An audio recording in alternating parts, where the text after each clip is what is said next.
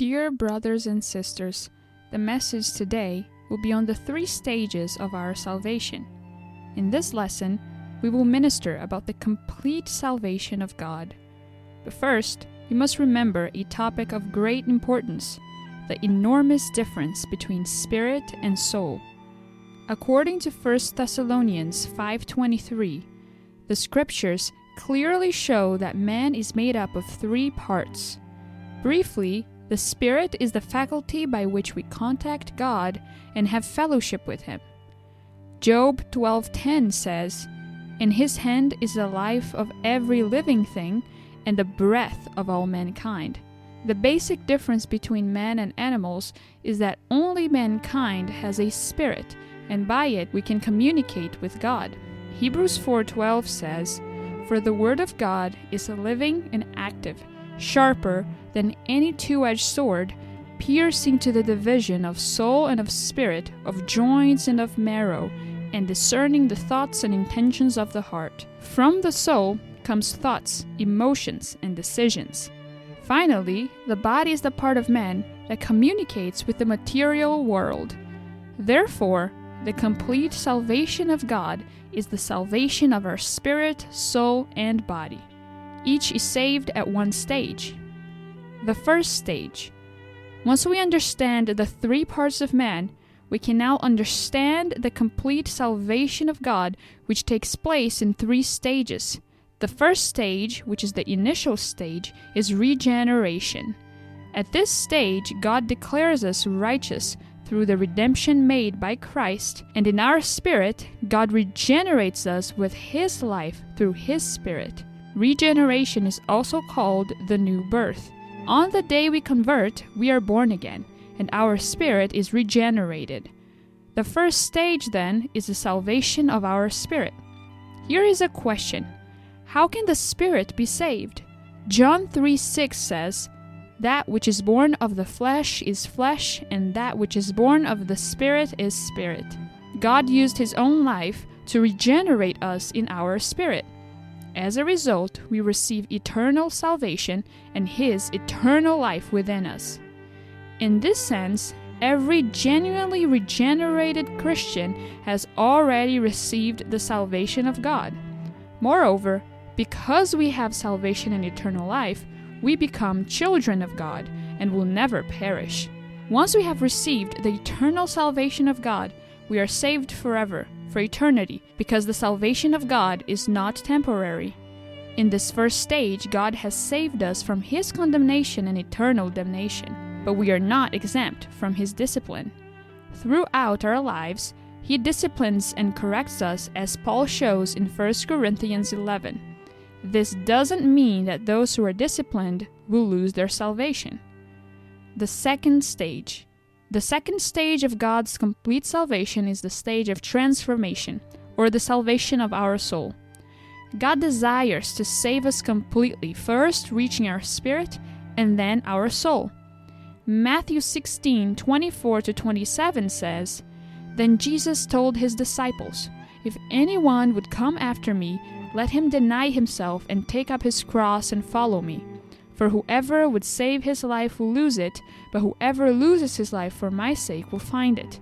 For what will it profit a man if he gains the whole world and forfeits his soul?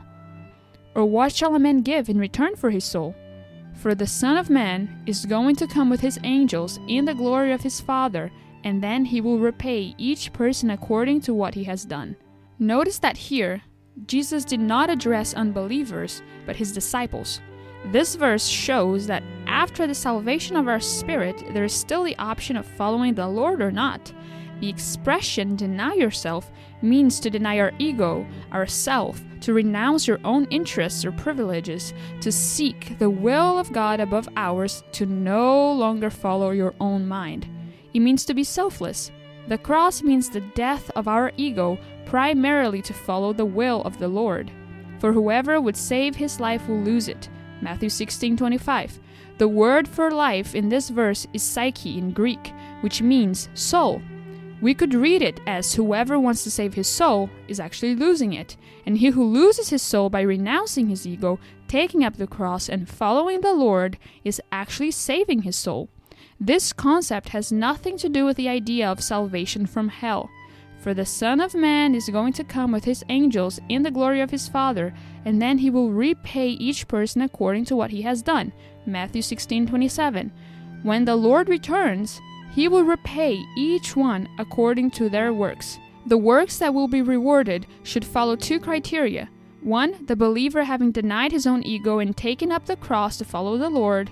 And two, the believer losing his soul because of the Lord. In Romans 12:2, Paul says, "Do not be conformed to this world, but be transformed by the renewal of your mind, that by testing you may discern what is the will of God, what is good and acceptable and perfect." In Greek, the word transformation involves the sense of change of a substance in nature and in form, a metabolic shift. It is not only an outward change, but a difference in the constitution that manifests on the outside. The process of metabolism happens in our physical body when we eat. In the same way, as the life of Christ is added to our being, a metabolic change takes place. If our mind is renewed, we begin to think as God thinks. Our emotions come to love the things that God loves, and we want to fulfill His will. 2 Corinthians 3:18 says, "But we all, with open face, beholding as in a glass the glory of the Lord, are changed into the same image from glory to glory, even as by the Spirit of the Lord." We are changed from glory to glory. This indicates that the process of transformation in our soul is gradual and daily. Every day, as we contemplate the Lord with unveiled faces, we are transformed from glory to glory. We are not changed by rules, or by obedience to the law, or by submission to the external commandments, but by the inner transformation. Christ is the living bread. To feed on Christ is to feed on His words, which are spirit and life. We also need to deny ourselves, our soul, and follow the Lord. This is a salvation of the soul that we are to develop with fear and trembling, which will bring us to the joy of the Lord in the age to come. The salvation of the spirit is determined the moment we believe in the Lord, but the salvation of the soul depends on if we are spirit-filled. That's why the Bible in many moments says that when the Lord returns, He will repay everyone according to what he has done through the body. The stage of transformation includes sanctification, spiritual growth, edification, and maturity. The third stage. The third and last stage of the complete salvation of God is the salvation of our body, that is, our glorification. This stage will be in the future. God will redeem our body from corruption by transfiguring it into the body of His glory and will conform us into the image of His Son. He will glorify us to enter into His heavenly kingdom as our inheritance and to reign with Christ as kings over the nations.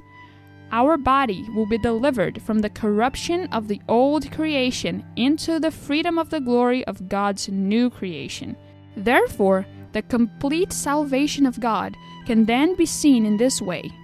In the past, our spirit has been regenerated. In the present, our soul is being transformed, and in the future, our body will be glorified.